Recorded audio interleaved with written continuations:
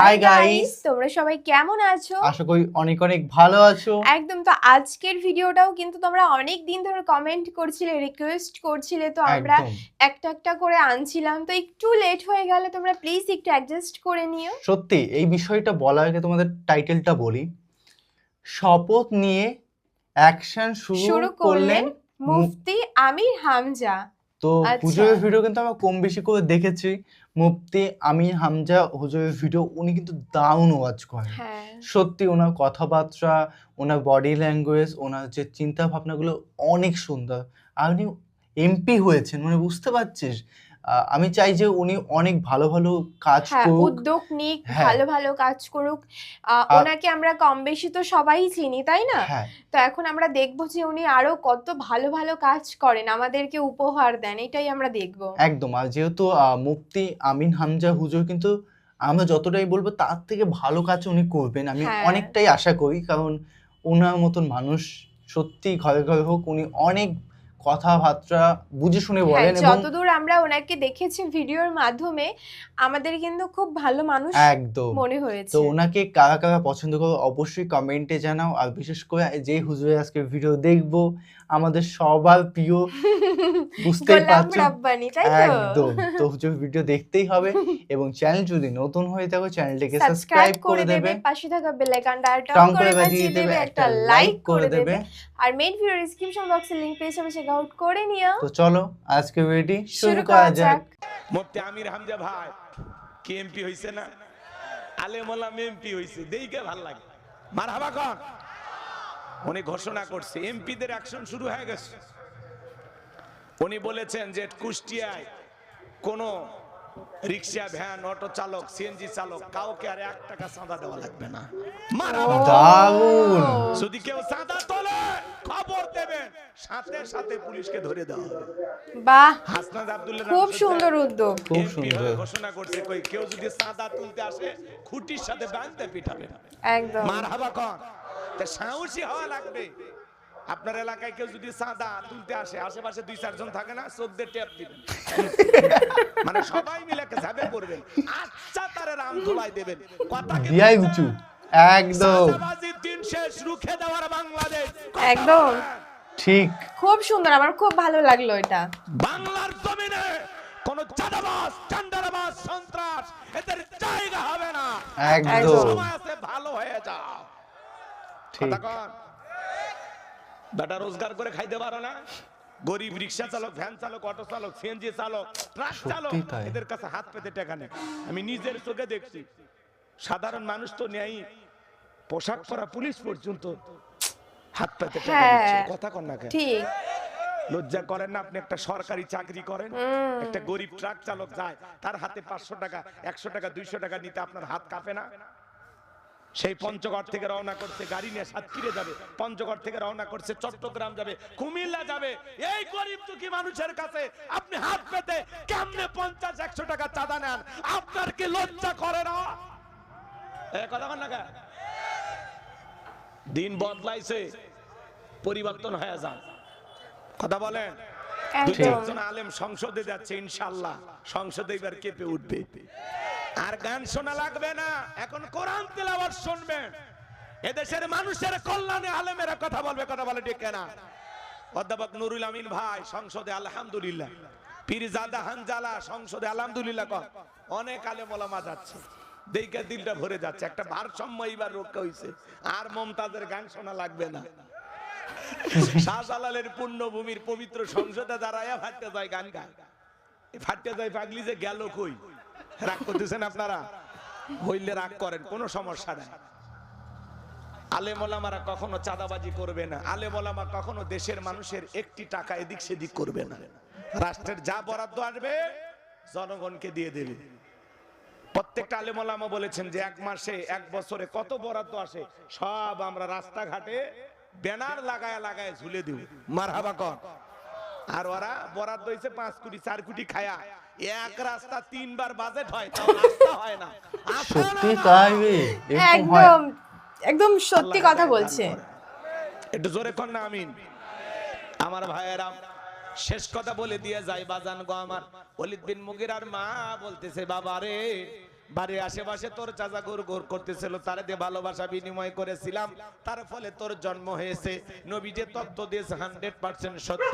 তোর বাপ তোকে জন্ম দেয় নাই, তোর জন্ম দিয়েছে তোর চাচাই। নবীকে গালি দিয়েছিল ওলিদ বিন মুগিরা, ও যেমন বাস্টার্ড অবৈধ যারা সন্তান। আজও যারা নবীকে নিয়ে কুরুচিপূর্ণ মন্তব্য করে, মাঝে মাঝে ফেসবুকে অনেক নাস্তিক বেঈমান আম্মা জান আয়েশাকে গালি দেয়, আমার নবীকে গালি দেয়, নবীর মা বাবা তুলে গালি দেয়। যে সমস্ত নাস্তিক বেঈমানরা নবীকে নিয়ে কুরুচিপূর্ণ মন্তব্য করবে, আম্মা জান আয়েশাকে গালি দেবে, নবীর পরিবারকে গালি দেবে, ওই নাস্তিক বেঈমানকে ধইরা আর বুকের উপরে চইরা জিহ্বা টান দিয়ে সিরে কুকুরকে খাওয়ায় দেব। নবীর অপমান মেনে নেওয়া হবে না। নবীর জন্য কারা কারা জীবন দিতে প্রস্তুত, হাত তুলে আল্লাহকে দেখান। লিল্লাহি তাকবীর। বিশ্ব নবীর অপমান সইবে না রে মুসলমান, বিশ্ব নবীর অপমান।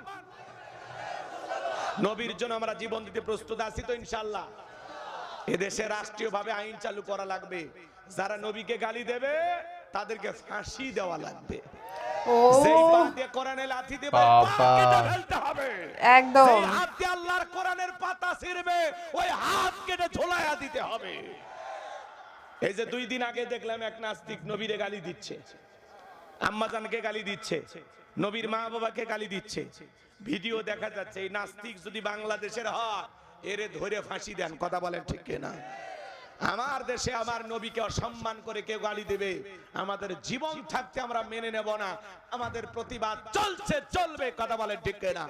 সম্মানিত ভাইরা আমার, অনেক রাত হয়েছে, আমার আরো কিছু কথা বলার ইচ্ছা ছিল, কথা বোঝেন নাই, কিন্তু গভীর রাত, 12:30টার কথা বলছি, পার হয়ে গেছে।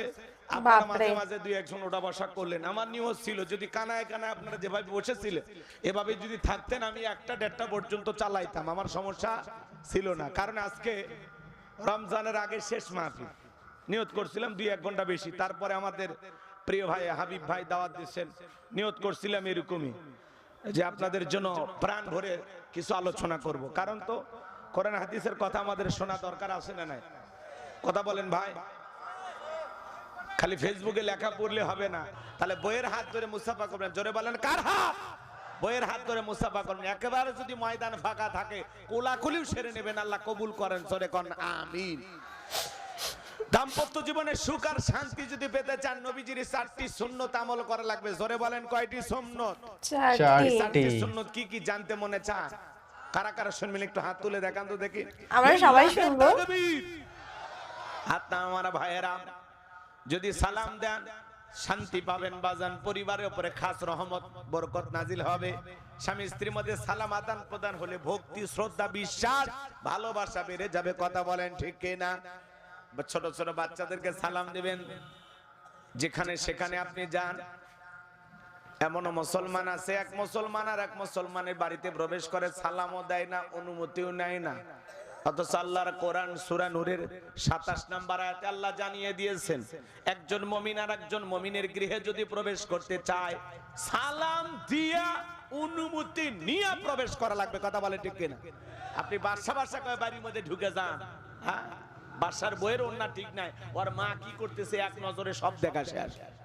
আছে না? না, সালাম দিয়া অনুমতি নিয়ে ঢুকবেন। পারবেন তো ইনশাআল্লাহ? একটু আমল করেন। বাড়িতে যে আজকে সালাম দিবেন, চাচা রিস্ক নেওয়া যাবে না?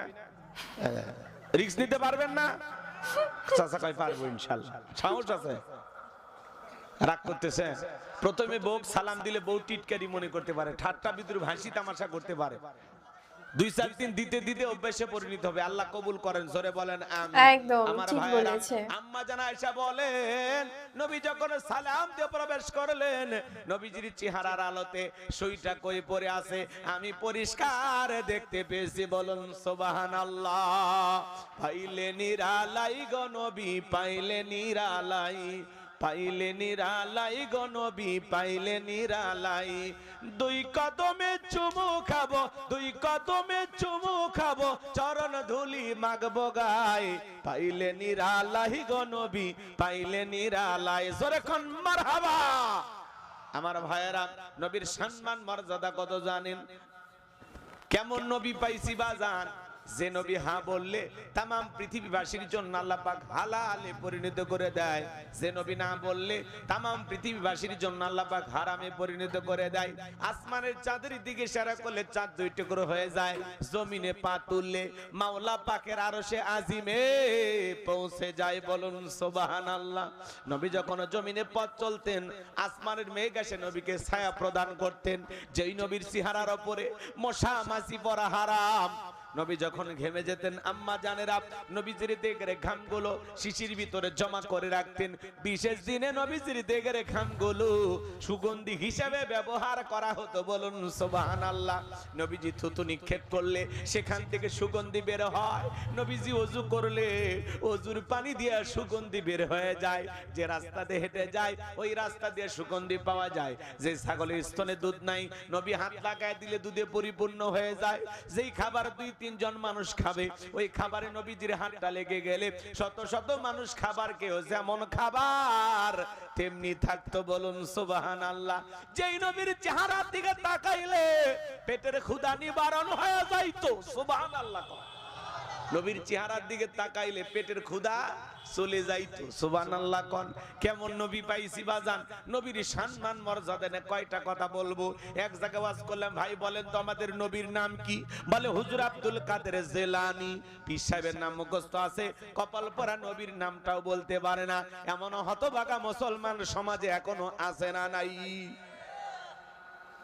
হযরত বেলাল কার কাছে মনে নাই? ঘটনা ভুলে গেছে?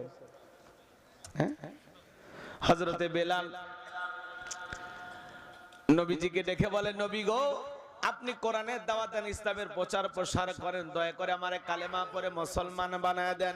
নবীজি পড়ায় দিলেন লা ইলাহা ইল্লাল্লাহু মুহাম্মাদুর রাসূলুল্লাহ সাল্লাল্লাহু আলাইহি ওয়াসাল্লাম। হযরতে বেলাল কালেমা পড়ে মুসলমান হয়ে গেল। নবী আমার ডেকে বলে, বেলাল ইসলামের অবস্থা কোনো ভালো না, কালেমা পড়ে আপাতত প্রকাশ করা যাবে না। আপনারা বলেন তো বাজান, ইসলামের অবস্থা কি সব সময় ভালো থাকে? আজও তামাম পৃথিবীর দিকে তাকায় দেখেন, এখানে মুসলমান সেখানে নির্যাতন জুলুম আছে না না? আজও ফিলিস্তিনের জমিনে নেতানিয়াহু মুসলমানের রক্ত নিয়ে খেলা করে। আজও চীনের বিরুদ্ধে মুসলমানদেরকে হত্যা করা হয়। আজও ভারতের জমিনে গরুর গোশত খাওয়ার অপরাধে মুসলমানকে পিটিয়ে হত্যা করা হয়। কথা বলেন ঠিক কিনা? যেখানে মুসলমান সেখানে নির্যাতন ও জুলুম আছে না নাই? तमाम পৃথিবীর সাদা চামড়ার দলেরা, तमाम পৃথিবীর জালিম আর বেঈমানরা ঐক্যবদ্ধ হয়েছে পৃথিবীর জমিন থেকে ইসলাম আর মুসলমানকে মুছে ফেলে দেবে। কিন্তু ওরা তো জানে না ইসলামের সুইচ আছে কার হাতে। আমার আল্লাহ রাব্বুল আলামিন বলেন, ইউরিদুনা লিতুফিউ নূরাল্লাহি বিআফওয়াহিহিম ওয়াল্লাহু মুতিম্মু নূরিহি ওয়ালাউ কারিহাল কাফিরুন।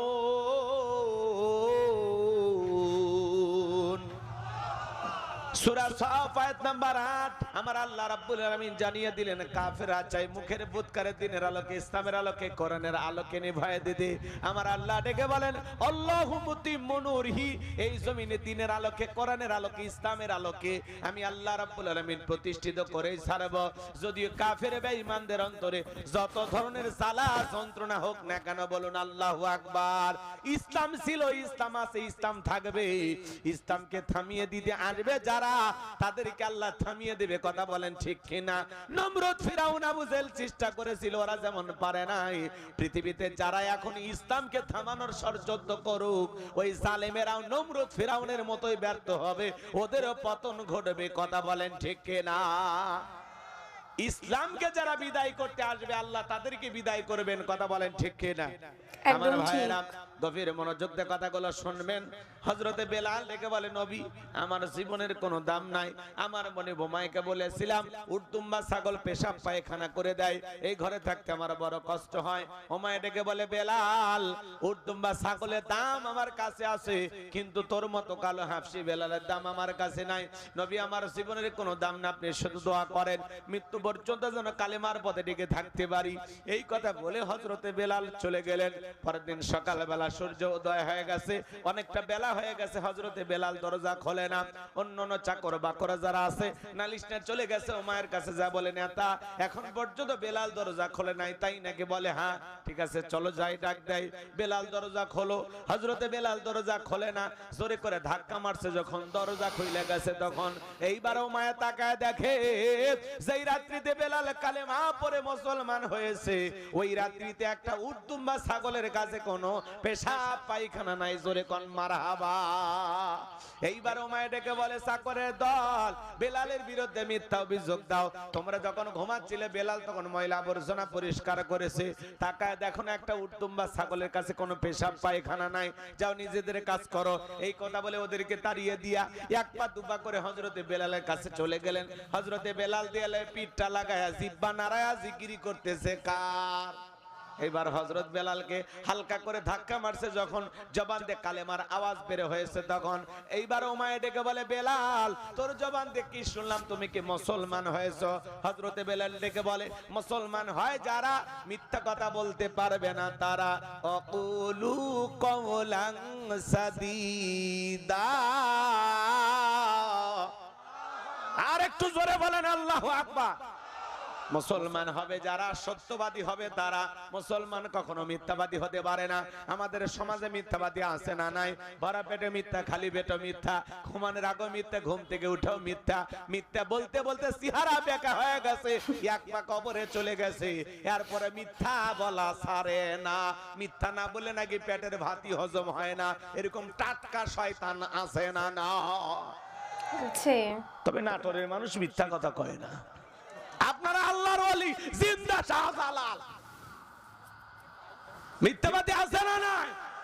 কয় দোস্ত 2 মিনিট 2 মিনিট, এই কথা এটা আমার কমন পলিত। এই 2 মিনিট কি কি কিয়ামতের 2 মিনিট? হ্যাঁ আছে না নাই? আছে। আমারই চলতে ফিরতে কত মিথ্যা। মিথ্যা না বলে আমাদের দিন চলে না। অনেকে কয় মিথ্যা না বলে পেটের ভাতই হজম হয় না। একদম আছে না নাই? আছে। আল্লাহ হেদায়েত দান করুক। কিছু মানুষ আছে পায়খানায় বিড়ি টানলে পায়খানা নাকি ভালো। ওরে বাপ রে বাপ, কি আমি এই অবস্থা! লাস্টের কথাটা আমিও শুনেছি এরকম বিষয়ে। সত্যি হ্যাঁ, এটা জানা ছিল না আমার, সিরিয়াসলি। তো কি তো অবস্থা। সিরিয়াসলি মানে গোলাম রাব্বানি হুজুর অসাধারণ বলে, মানে মাঝে মাঝে আবার এত সুন্দর করে করে। হ্যাঁ, উনি উত্তেজিত হলেও কিন্তু সঠিক কথা বলেন। হ্যাঁ। এটা কিন্তু ওনার প্রচুর পজিটিভ দিক। উনি একদম উত্তেজনা মানুষকে বোঝাতে চায় যে জিনিসগুলো থেকে বিরত থাকো, জিনিসগুলো থেকে বেরিয়ে আসো, সেই জিনিসটা বোঝাতে চায়। তার ইমোশনকে কতভাবে উনি ঠেকাবে, উনি কিন্তু বোঝানোর জন্য উনি চাই যে সবাই ঠিক হয়ে যাক, সবাই ভালো হয়ে যাক। হ্যাঁ, সেটাই উনি আশা করেন, বা উনি প্রত্যেকটা ওয়াজ বোঝাতে খুবই চাই। খুবই সুন্দর করে করে, মানে হ্যাঁ। মন থেকে একদম।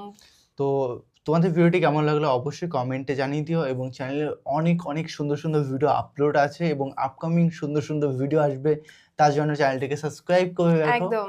তো চলো guys, bye bye, take take care. Care.